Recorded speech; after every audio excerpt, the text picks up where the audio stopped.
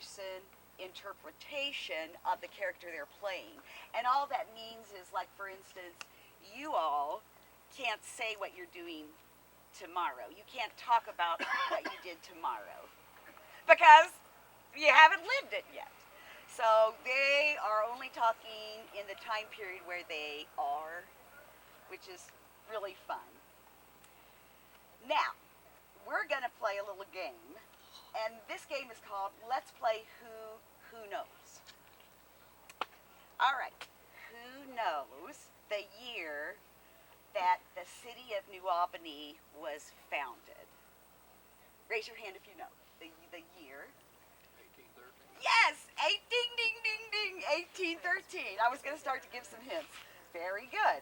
Now, who knows the year that Indiana became a state? 1816. 1816. Ding, ding, ding, ding. You're right. You're very right. New Albany was founded when Indiana was still a territory, because originally this area was part of the Northwest Territory, and in 1800 Indiana Territory was created, and the first territorial capital was located. Can anybody guess? Close. Vincennes. Starts with a V. Vincennes! Ding, ding, ding, ding, ding. Yes. And the territorial capital was moved from Vincennes to Corydon in 1816. Indiana became, in 1816, Indiana became what number of state? We became the 19. ding, ding, ding. Boy, I don't even have to give you all any clues. So, yeah, we became the 19th. We might as well just go home. Now, in the 1820, Indianapolis was chosen as what? The new state capital. Now, Indianapolis, in 1816, the United States Congress set aside 4 sections of public land for the capital sites. And in 1820, 10 Indiana commissioners chose the land section nearest the center of the state. The design of Indianapolis is modeled after Washington, D.C., with 4 broad avenues branching out north, south, east, west from a central circle. But now we're going to reel it in back to New Albany. Now, the settlers began coming to the area which is now New Albany in the late 1700s and early 1800s. New Albany was founded in 1813. Think of a 13-year-old, 1813 by what brothers? Scribner. By the Scribner brothers from Albany, thus New Albany. They were from Albany, New York. New Albany grew rapidly, and it was the largest city in Indiana from 1816 all the way up till 1860. And by far the wealthiest part of the state, New Albany. Tonight we're going to learn about several residents of New Albany who were known throughout the state during the first 100 years. And because we are in the year of 2016, we are celebrating Indiana's bicentennial. Our theme this year is New Albany residents with a statewide influence. So this will not be a spooky tour, but it will be educational and hopefully very entertaining. Now, let's head on down closer to our first scene. The first scene, we won't be visiting a grave site. We're going to be visiting Indiana history. And Indiana history had a lot to do with learning, of course. We have to learn Indiana history. Everywhere across the state of Indiana, there were one-room schoolhouses. I'll get down a little farther and tell you. Approaching a set in 1916, and the class we are visiting is Indiana history. Mrs. Sidebottom is the teacher for all 8th grades. Now, Let me think here now. Some of you, well, maybe all of you look a little big for an 8th grader, but I'm sure she's going to welcome us all anyway. So put on your thinking cap, set your lunch pail by the door, find a seat, get out your slate and your chalk, and there might be a test. So let's head on down. Mrs. Sidebottom! Well, good day. Please have the wise ones take a seat, please. Mrs. Sidebottom, I found these students wandering around outside. Well, we'll take them. All the wise ones, please come and have a seat. What if they're not so wise? We'll find out. Wise ones, please have a seat.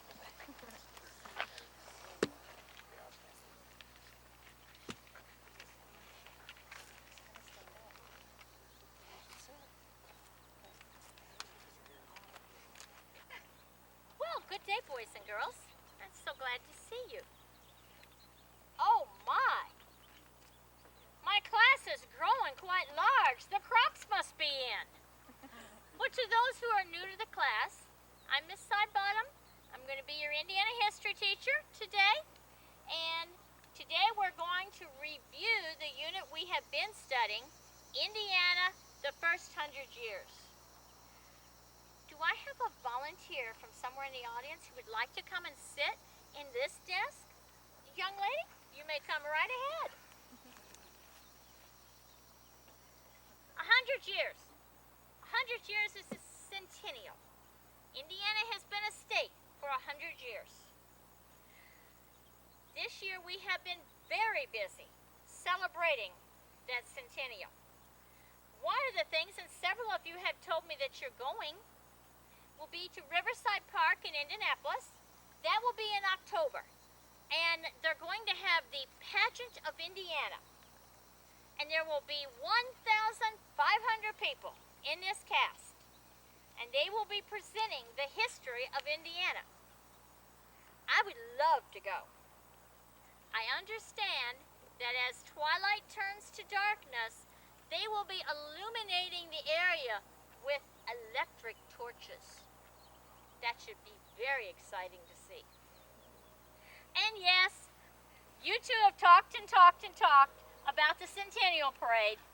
They got to go to Indianapolis to see the Centennial Parade march around Monument Circle. And the thing that they're going to remember forever is they got to see with their own eyes President Woodrow Wilson. And that is something you will never forget, seeing a living president of the United States. My dear, what is your name?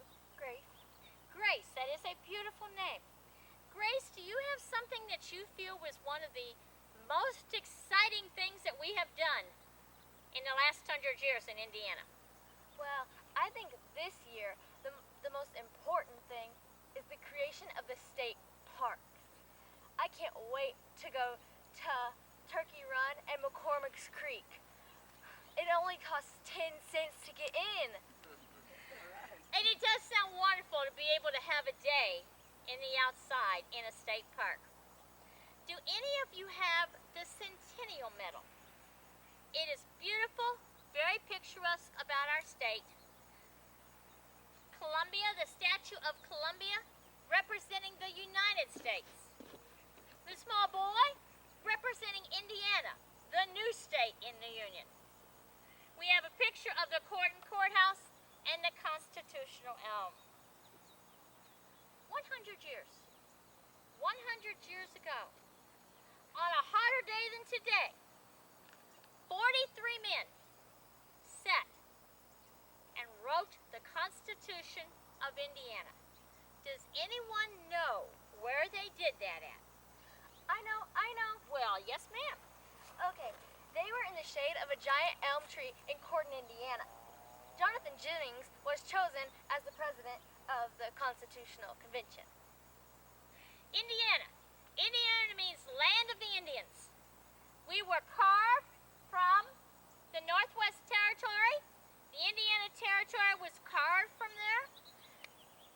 William Henry Harrison was the first territorial governor, and he went on to become president of the United States.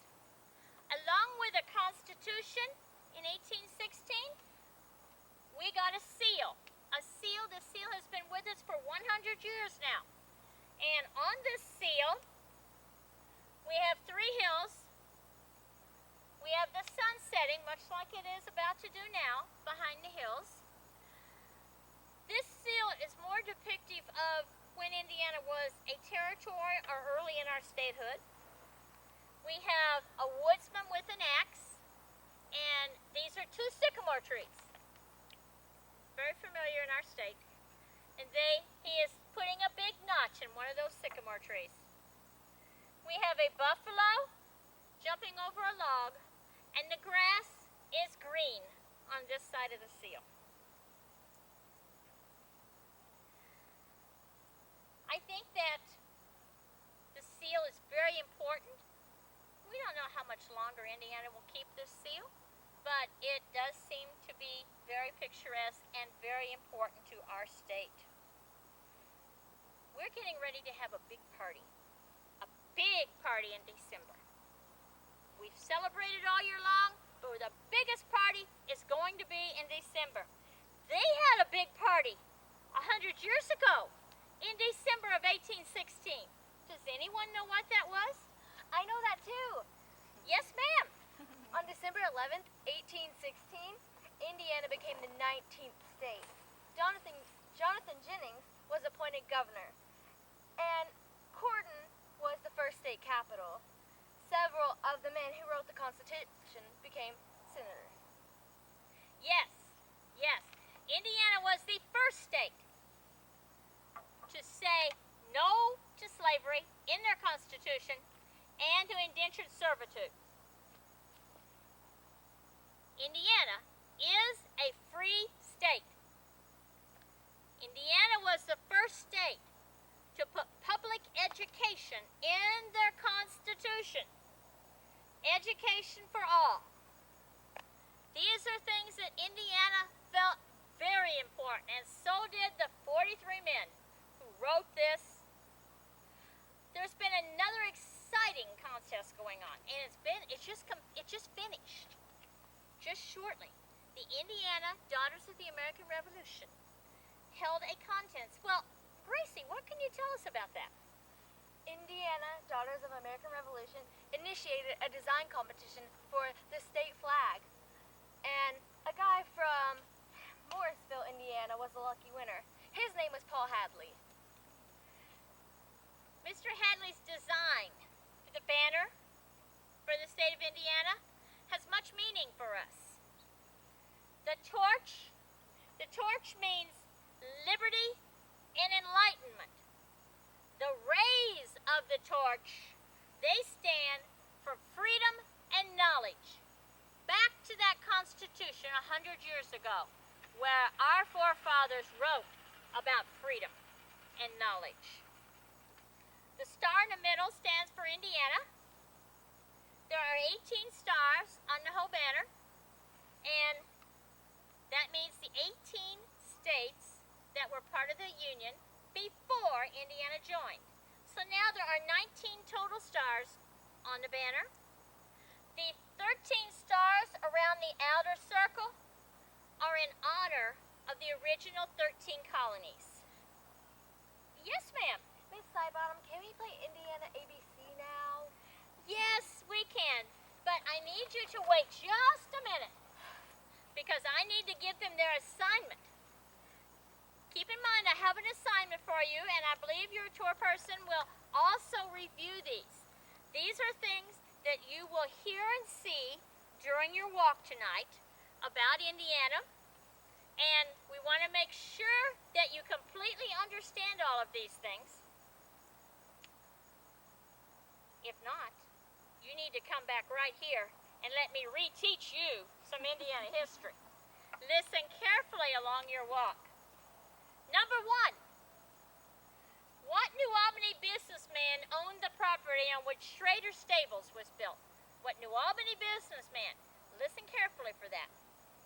Number 2, who was known as the Silver-Tongued Warrior from Indiana from 1840 to 1860? The You'll soon know. In 1816, Indiana became the 19th state admitted to the United States. Which county was downtown located in? And number 4, what New Albany resident at the time of his death was being considered for the presidency of the United States? Listen carefully. I hope you find the answer to all of these. Gracie and I will be playing Indiana ABC in a few minutes. If you're leaving, class is dismissed, you might listen because you're going to hear the answer to one of those, particularly when we get to D. You've been an enjoyable class and you've been very considerate, and have a very nice walk.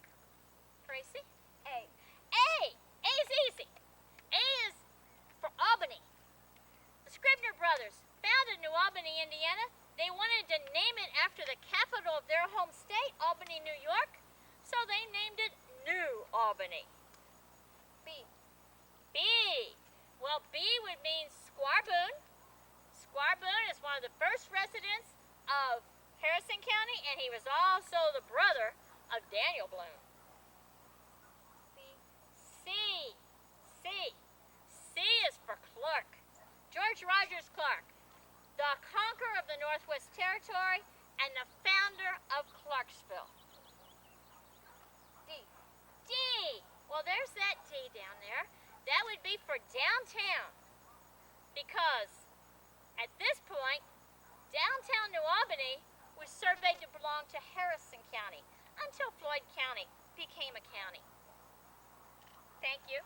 Thank you, Mrs. Sidebottom. Thank you. One-room schoolhouse. The teacher would teach grades 1 through 8. My grandmother La Follette was a one-room schoolhouse teacher herself. Yes. So first of all, the teachers had to get there first, of course. And in winter, they had to get the stove going and, put the wood in there, the coal, and get the schoolhouse warm. And they had to bring in a bucket of water every day. They had to fill and clean the coal oil lamps. And now the children that attended these schools did chores before they left home and when they returned home. And the children walked or they rode horseback or donkeys to and from school no matter what the weather. Now when it was spring planting or fall harvesting, the older children could not attend school. And does anybody know why? Yes, they had to work in the fields. They had to be home helping, working out in the fields. So, as we continue our walk, we'll have 4 stops to make. At each stop, if you listen carefully, it'll provide us with the information that will allow us to answer our homework questions. And we did hear about the, in 1816, when Indiana became the 19th state, what county was New Albany located in? Did anybody get that one? Yeah, Harrison. And actually, then both Clark and Harrison counties till 1819, Floyd County was named after Colonel Davis Floyd. He was a Clark County recorder in 1801 to 1802. Then he was a Harrison County sheriff from 1803 to 1806, and then he became a House of Representative auditor, and then the Floyd County judge. So I guess because he had worked Clark County recorder and then in Harrison County, they just decided to name Floyd Floyd. Because he had kind of 2 feet in both places, 1 foot here and 1 foot there. Straddled the line. Yeah, he straddled the line, that's right. So now we'll just do some fun facts before we go to our next scene. The first and only Hoosier elected to be President of the United States. Does anybody remember what she said? William Henry Harrison. Benjamin Harrison, yes, in 1888. And this is kind of a neat, fun fact. He was the first to live in the White House after the invention of the electric light bulb. But get this, the lights were left on day and night. Can anybody maybe figure out why?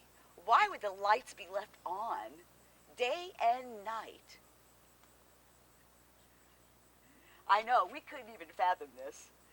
They were scared to touch the light switches. Oh. Yeah. They don't come back on. Yeah. So, let's head on this way. Get closer to our next seat.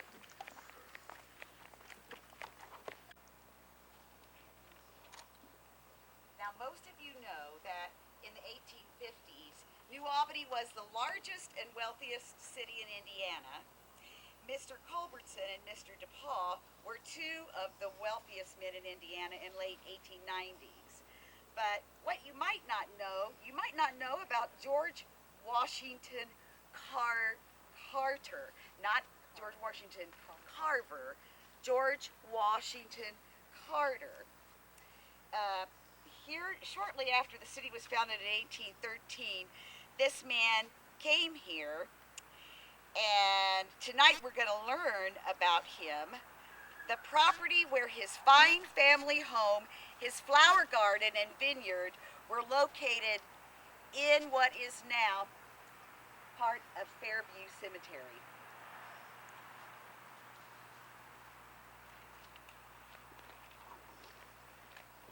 He's speaking with a friend who knew George Washington Carter. A little bit more about him, the gentleman down here that we're going to meet. Let me tell you a little bit more about George Washington Carter. He was a slave on a plantation in the state of Virginia. Some researchers say that he was a slave under Robert Carter III. Robert Carter III inherited multitude of land and slaves from the second Carter before him and King George Carter, and it was just crazy amount of land in Virginia and huge plantations. But when it got to Robert Carter III, he decided this is wrong. Before the Emancipation Proclamation, before the Civil War, he freed over 500 slaves. It's called the Deed of Gift. You can look it up. It's so interesting. And some of these folks were given land. The speculation is that when we hear about George Washington Carter, he took that last name of Robert Carter III. And maybe he called himself George Washington because of President George Washington. Interesting. So possibly he was given land there in Virginia, which then he sold, which is how he could be so successful here. Let's go hear the story from his friend. And out and about tonight.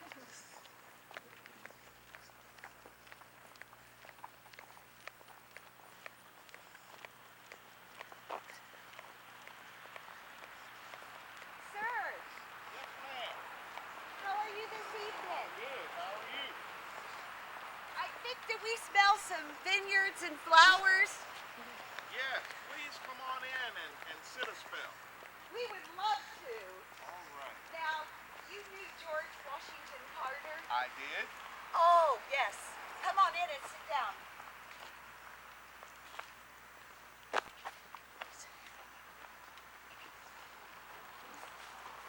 Take some seats here. Make yourselves at home. That way they can feel better too. Good evening. Good evening. You all have come to hear some stories. Yes, sir. And I can tell you some stories.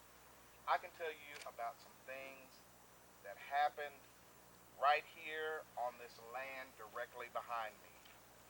You see, I spent many hours, many days, many weeks, many months growing up on this property. I just lived a couple of streets over. But I always ended up back here at a place known as the Carter House. Some of you may remember my friend, our family friend. We called him Old Wash. but his real name was George Washington Carter. There was just something really special about old Wash. You see, he was a people person. Whenever you met him, you were just drawn to him. That's what my dad said. All of the neighbors in the neighborhood just loved him. And that's how he and my dad got connected. And I can remember many of the hot nights that we spent over at the Carter house. The men would be gathered in the living room or on the front porch just shooting the breeze and solving all the world's problems. And the ladies would be back in the kitchen fixing the victuals and shooing the young kids away, us, away from the homemade pies. I can remember a lot that happened at the Carter house, and even to this day, when I close my eyes, I can hear the crickets singing. I can hear the pitter-patter of the kids' feet hitting the hard ground as we were running to and fro. I can smell the fragrances from Miss Ann's flower garden, and I can taste those yummy grapes that we would always sneak in and get a handful of from their vineyard. And while you all were coming, I wrote down a couple of things that I thought that you might be interested in, that I remember about this guy named Carter. My dad told me a lot of this. He was born in 1808 in Virginia. He moved to New Albany, Indiana in 1820, in the 1820s, and he started buying lots of property here in 1829. He bought and sold lots all over town, including the 5 acres that are right behind us.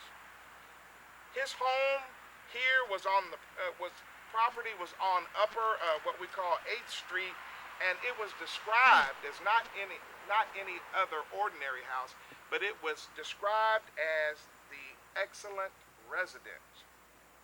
His vineyard, whose grapes were the pride of the area, were Catawba grapes. And you know, if you have enough grapes, you have some wine to follow. And so he sold grapes, and he also sold pure Catawba wine. He owned a barber shop, and after a few years that he opened the barber shop, he built an added and extensive bathhouse to the barber shop. He met Roseanne Wallace in Ohio on his way to Indiana, and they raised their 11 kids here in Indiana.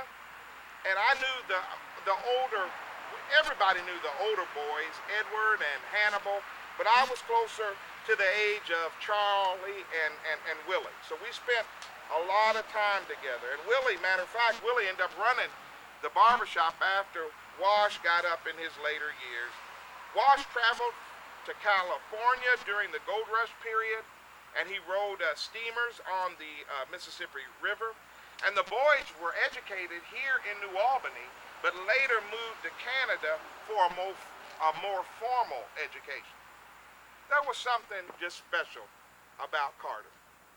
My dad told me that every time he would go away and he'd come back, he'd gather all the men from the neighborhood around at his house, in his backyard or on the front porch. They'd sit and he would tell them tales of where he had been, what he had experienced, and what he saw. He was just that kind of guy who loved to share. But unfortunately, things weren't always wonderful for the Carter family. You do remember the race riots back in 1862 that started down on Main Street, way down yonder. And they ended up here in this area. And not only did they end up in this area, but they destroyed Carter's vineyard. And then after they destroyed the vineyard, they went after Miss Ann's flower garden. Now, Miss Ann wasn't going to have any of that. As soon as Miss Ann saw that, she came running out of the house with a rolling pin in her hand. And you know, those rolling pins were made out of marble at that time.